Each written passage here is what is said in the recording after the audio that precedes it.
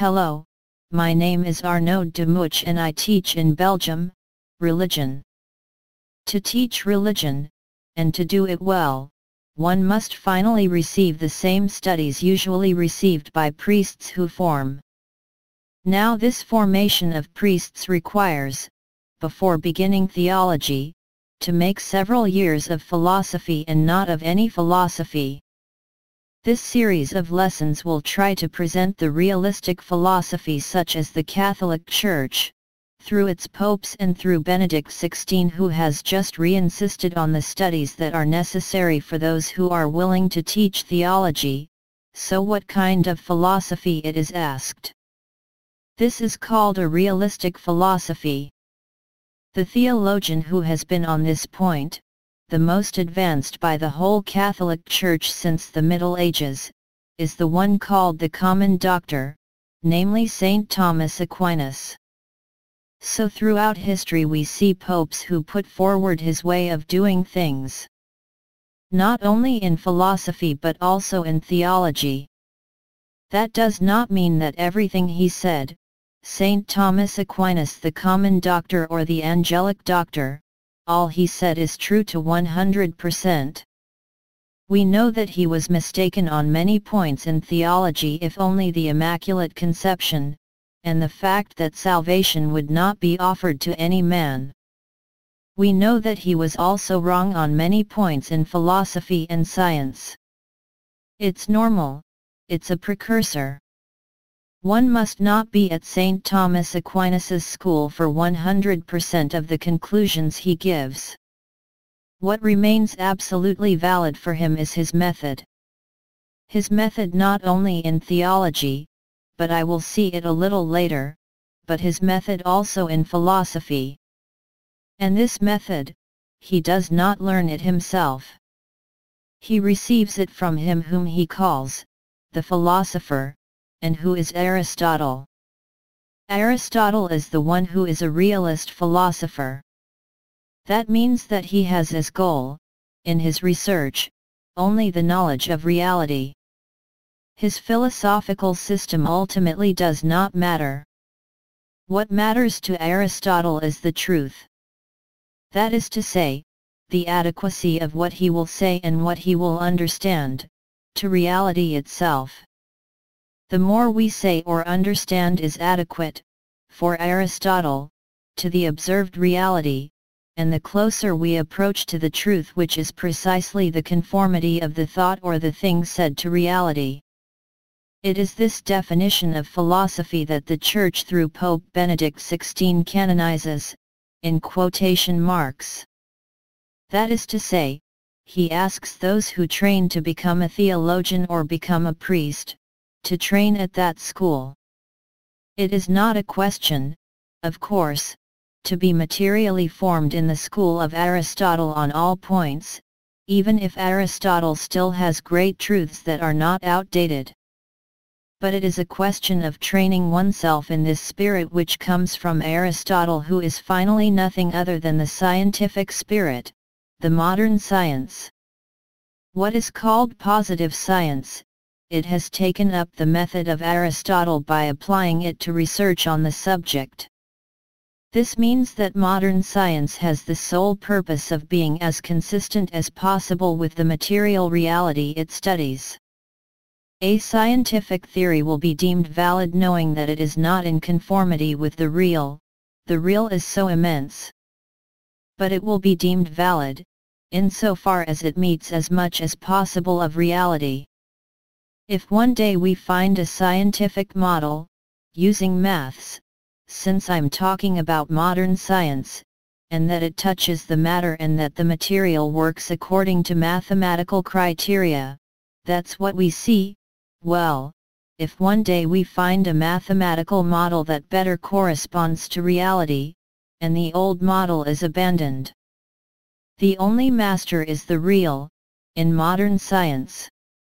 And in the same way the philosophy which pleases the Catholic Church, and which it asks those who form, to do, is a philosophy which has as its master only the observed reality.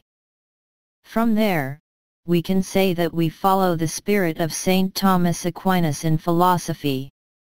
So what is the purpose of this series of new lessons that in 2011 I put on the internet? The goal is not just to make an introduction, as I just did, to philosophy. The goal is to present this particular philosophy called metaphysics, and that Pope Benedict XVI has just restored ecclesiastical studies, while it had been largely abandoned for a long time. So before going into what metaphysics is, I will obviously introduce what this realistic philosophy is, and I will spend a little bit of time there. So in this first lesson, I would like to first define what philosophy is. To better define it, I will also define the other two disciplines that are often confused, by many people, with the field of philosophy, namely science, and on the other hand the revealed theology. So by comparing the three, I think it will be much easier to understand what I mean by realistic philosophy. So let's start with science. To define a discipline whatever it may be, St. Thomas Aquinas gives a small distinction which is very practical at the very beginning of his theological sum. He says that all discipline has at first a material object that it looks at. A material object means a concrete object on which it is carried. For example, the carpenter, the material object that he works is wood. Well, as far as modern science is concerned, I think that the object is matter in general. Modern science, in its immense progress, which has changed the image of the world itself, has only one object, that which is material, and which it can observe. So, of course, this modern science will turn into positivism and materialism if it claims that there are only material things in the world. This is what we sometimes see, in some scientists who claim that, for example, that love, the soul of a person, that is to say, his inner depth, I speak in this sense, would only be chemistry. There, the scientist who says that, he is materialistic. In fact, he's not really a scientist. He is a scientist who, having believed that everything is material, has made his philosophy of life and explains the whole world like that. The great positivist philosopher was called Auguste Comte in the 19th century.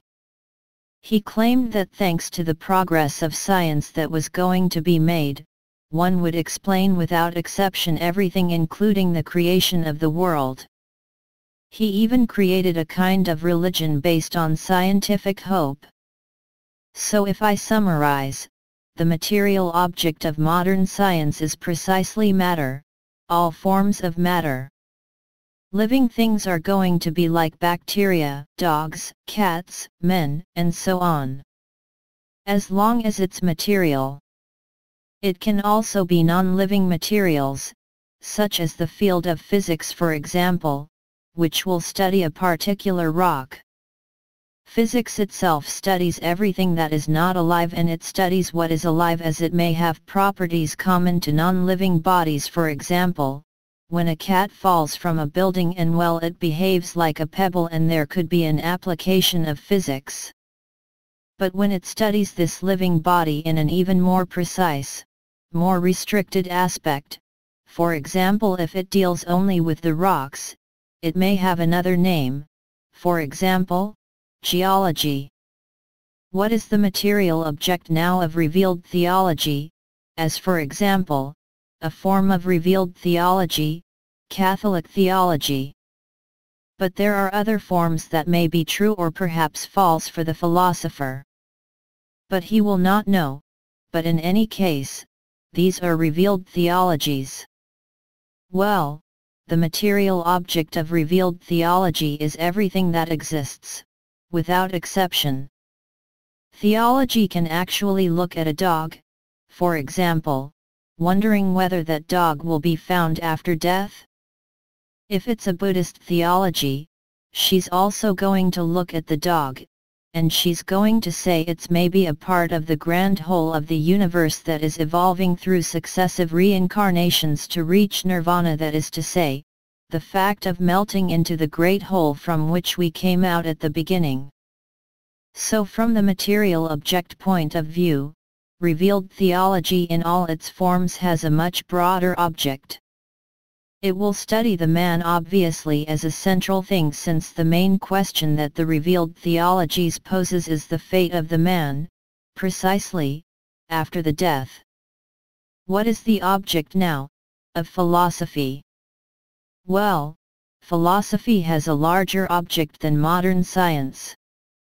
She will not only study material objects, bodies made of matter.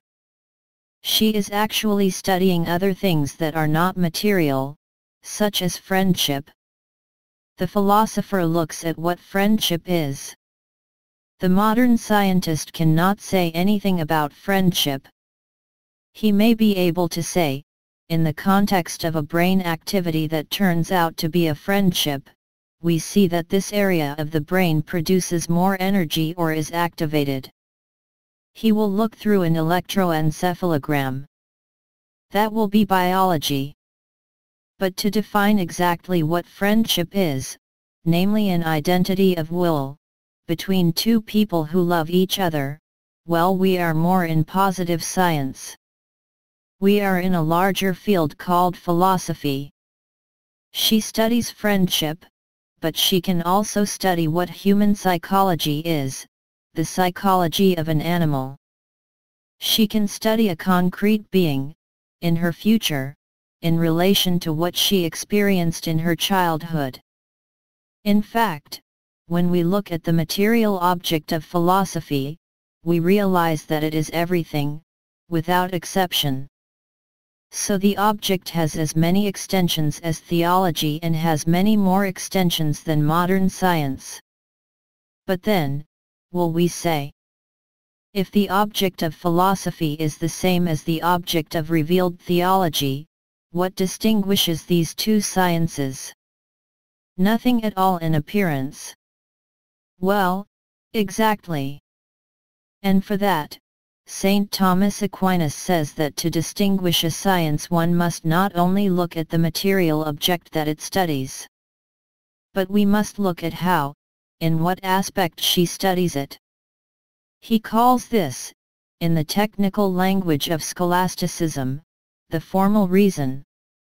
The reason, so it means what is in the mind, what we study, what we think, and why it is formal. This is because it gives a form to our knowledge of such particular material object.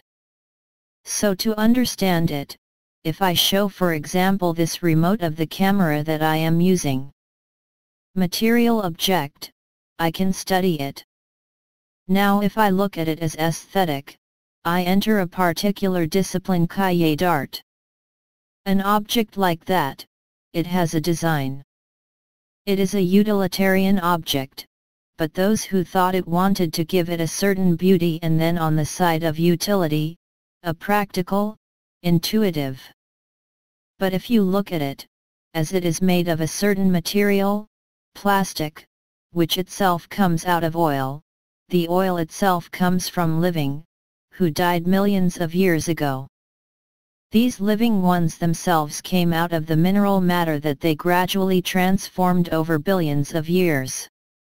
Well, I'm going into another discipline at this time, always having as object this remote control, and the discipline is going to be physics, but I discerned in this physics other aspects, like for example the becoming of the material that made it, oil, etc. And here I go into something else that may be geology, chemistry, in short all kinds of disciplines that may be scientific.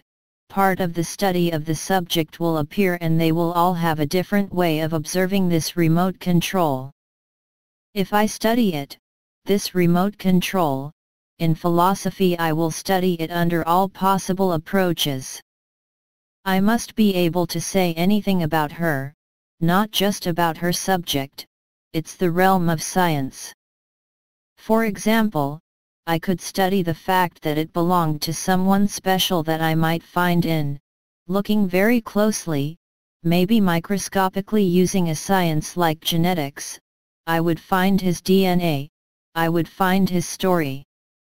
If I knew the story of this remote control entirely, I would see all that it was used to film, the family that it filmed, or also, since I use it for the courses of philosophy and theology, and well, the courses she filmed. The field is much larger than just modern science. The field of philosophy is immense. So, what is the formal reason for modern science? So she studies material bodies, and always in a particular aspect. She studies them in so far as she can measure them one way or another with a mathematical tool. All the modern science, which made his genius, is the mathematical tool, and that's why we always bother the children by telling them to do mathematics in class, because it had an extraordinary efficiency on our life, and it turned out that the matter of everything had something to do with mathematics. One could say that the material objects are structured mathematically. It's a fact, we've seen it. So what differentiates now this modern science from philosophy and philosophy? Well, she will study all the realities that exist, without exception, not only the material bodies, but she also studies the material bodies, which means so that modern science is part of the realist philosophy. She is a small part of it. The party that deals with the material. Except that she studies everything, but not in any way. It studies it, as far as it can discover, by the simple natural forces of intelligence, without any revelation, only by all the natural means of intelligence, and all is accepted. So first the experience, obviously, but not only. For example, if I look at the moon with my experience, well, I see a celestial body, the same size as the sun. But I'm wrong, if I say that the moon is the same size as the sun. In reality, if I want to be true to reality, well, I'm going to use the contribution of astronomy, a modern science that uses mathematics, that will tell me that the moon is actually a body, that it is such a mass, and if it looks like that, as big as the sun, it is because, according to its small size, it is much closer than the sun, which is much farther away. The essential thing for philosophy is that it uses only the natural forces of intelligence. One could say that philosophy ultimately is the attitude of St. Thomas the Apostle: I believe only in what I have seen, or in what I have shown. All that I have not seen, all that I have not demonstrated, is not the object of philosophy. This is the subject of an opinion.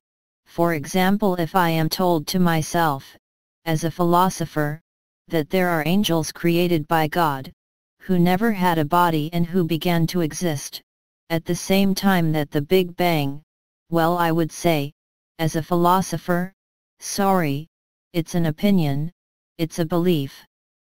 I cannot prove it, I've never seen an angel, so for me it's just an opinion. It is inaccessible to philosophy. That does not mean it's wrong. It just means that in the particular discipline called philosophy, I cannot reach those angels. Now if it turns out that I'm dying and that I'm greeted by angels I see, with my eyes, because for example they have shaped an apparent body, and that I keep a faculty to see, to the time of death, then in this case the angels for me will become the object of philosophy. But for the moment, as they are hiding, as we do not see them, angels are not part of realistic philosophy. So what is the object now of the third discipline, revealed theology? What distinguishes it from philosophy? We saw that she had the same material object, she takes care of everything. She seeks to know without exception what is. But she does not have the same formal reason. She does not look at what is the same way. She looks at it in the following precise way: it must have been revealed by God, not revealed by God alone. It must be about the question of salvation. It means the fundamental question of survival after death. The reason for what we do on earth deeply. That we are deeply in sight of eternal salvation. It is very important, this formal reason. If we ever make a mistake, for example, the Church of the Renaissance, for the famous case Galileo, it seems that some theologians were mistaken formal reason and just said, theology observes all the real, that's okay, as revealed by God, and that these theologians have omitted, which I added later, provided that it concerns salvation. So, what happened? In the Bible there is a particular passage in the book of Joshua where Joshua is fighting a particular tribe in the wilderness. But it turns out that at the time, when night falls, that we are afraid of fighting because we are afraid of becoming ghosts, of not going to the other world, if we die of night. Suddenly, as Israel is conquering, the kings west of the Jordan of Baal Gad, in the valley of Lebanon, Joshua spreads out his hands and says, "Sun, stop in Gibeon. May the day continue." And the Bible says, then the sun stopped. There was not that day, a day longer in the history of mankind. The Israelis patted the Amalekite tribe, and so on. These Renaissance theologians said, if we look at the Bible, the book of Revelation, it is said that the sun stopped. If it is said that the sun stopped, then it is well that it is revealed that it turns around the earth. Now Galileo, with his telescope and mathematical calculations, realized that Copernicus was right. It was rather the opposite. It was really simpler to say that the earth and the planets revolved around the sun. Well, theologians apparently said, he is heretical because he meddles in theology. In fact, if these theologians had read St. Thomas Aquinas well, they would have seen that it does not concern theology. The question of whether the sun revolves around the earth or vice versa has nothing to do with the question of salvation. So at this level, the Bible is absolutely not infallible. She speaks with the language of men that they have written it. Only field of infallibility should have said these theologians, who are believers, so they believe that God spoke through writing, it is the question of salvation. That is to say, God reveals himself through the scriptures infallibly, without saying error, on one point. How is it possible to go to heaven? And even God reveals himself little by little. It means that Moses knows very little about the immensity of what Jesus will reveal later. So let's say that it is infallible, compared to a primitive people of the time of Moses, and that it is not the ultimate revelation. Things will deepen over time. So we see that for a simple error of formal reason, we can very well confuse and mix science. That's why this first lesson that defines what exactly is philosophy, it is ultimately very important. It will avoid confusion and passages from one level to another. Especially in conversations that touch, for example, sensitive topics, such as the question of the creation of the world, the origin of life. In modern science, which is a methodology that deals only with the material aspect, if one is strictly scientific now, one does not know how the world appeared, because before a certain wall of Planck, a level of concentration so important that the mathematical equations can no longer explain, we know nothing.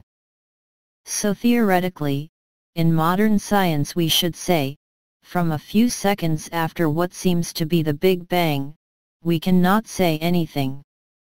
It's not science anymore. It's philosophy. So then, when physicists like the Bogdanov brothers or the famous physicist who is disabled by the name of Stephen Hawking, speak of a theory about the origin of the world, in reality they are not physicists, they are philosophers who seek the question of the origin. One would call them, eventually, philosophers of the origin of all. The Bogdanov brothers pose a first creator, so they become natural theologians, not revealed theologians, philosophers who say, it is inevitably a creator. Stephen Hawking who says, not chance could do things alone, nothingness can create, and he becomes a materialistic philosopher. It's very important. When scientists scoffed at the Bogdanov brothers or Stephen Hawking because he was talking about this subject, in fact these three people that I cite, could have escaped the criticisms if they had always specified in their televised interventions, be careful here, I leave the domain of science and I enter, and I have the right, in the field of philosophy, because the philosophy it can be realistic, it separates itself actually from the mathematical tool, but she has a speech to make. I have the right, by being a scientist, all of a sudden, to go into philosophy.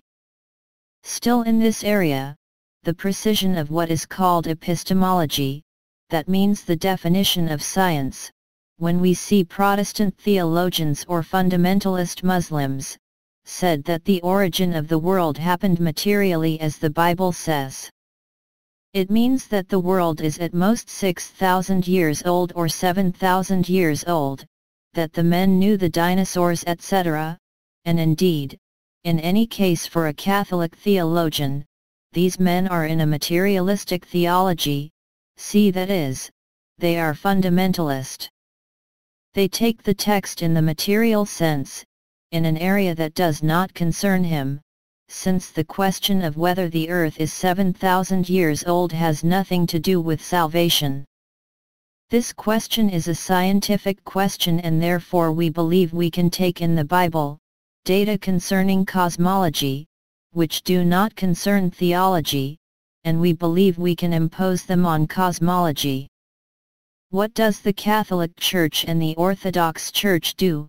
She says, the domain of world dating, knowing which species have emerged first, is the realm of modern science and eventually philosophy, so I leave it to these disciplines and I do not take care of it.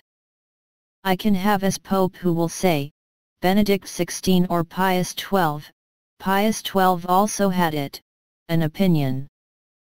But when I ask an opinion saying that I think there is indeed a clever design, I ask myself like me Pope, what will say Pius XII, philosopher, and I have the right. Because the Pope is also a man who can also think like a philosopher. On the other hand, when the Pope poses as Pope, on these domains, well he will pose a series of dogmas, which concern religion, which he will say to be revealed from above and which do not come to touch the domain of the other disciplines or when they come to touch them a little bit. Finally, on the question of the origin of the world, the popes, they have posed only a few dogmas, namely this, First, God created the world and the world is not eternal. Second, there is indeed, a man and a woman, at the origin of humanity. A concrete man and a concrete woman. But, to know where their bodies come from, if they proceed from the evolution of the pre-existing monkeys, or, if God created it directly, it is up to the science to determine it and the popes say well apparently the sciences say that bodies come from evolution, there are things common at the DNA level with the monkey, with the ancestors of the monkey, and so, that does not pose any problems. The only thing imposed by the popes, therefore in their theological domain is to say, the human mind, intelligence, and will, imply a spiritual soul that is created directly by God. So the first man and the first woman may have an animal body, but God has created them a soul. Which implies that we think of something other than the monkeys. We are not limited only to a question of food, reproduction, or social groups. We can think of eternity.